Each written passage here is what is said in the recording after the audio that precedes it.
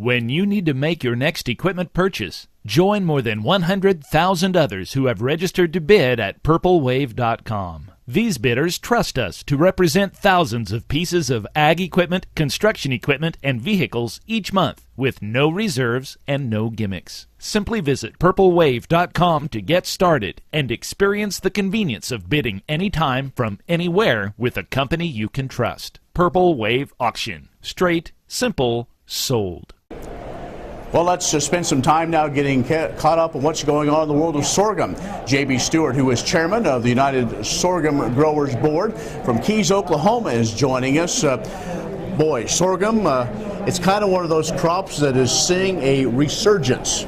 Oh, absolutely. It's such a fun and exciting time to be associated with the sorghum industry, Ken. It's, I can remember 10 years ago sorghum being such a boring crop. Well, we're 80-some% of corn, and that's the way it is, and that's the way we sell it. And gosh, now with the ethanol industry has come in and been an active procurer of sorghum, and then now with our export development in the Chinese market, our exports have just gone through the roof. We used to say that we exported a third of our crop. We used a third of it in ethanol. We used a third of it directly in feed use.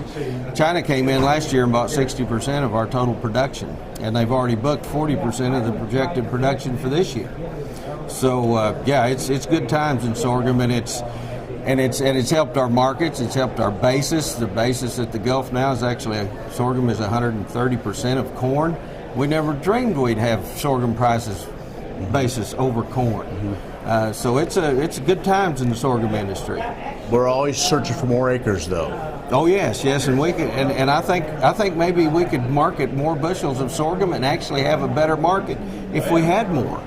And I think sorghum's it's going to increase in acres, mainly due to water availability. I'm sorry that we had to deplete the Ogallala to bring up sorghum acres, but that's kind of where we're at. Sorghum will produce bushels on less water than competing crops, and so here we are. We think we're going to see a boom.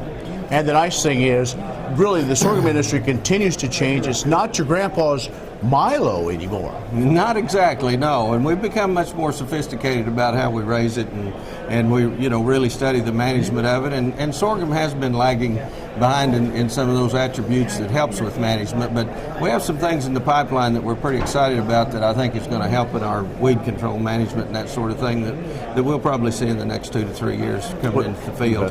Well, JB, appreciate your time. Thanks for all you do for the sorghum industry. Well, thank you, Ken. It's been a pleasure.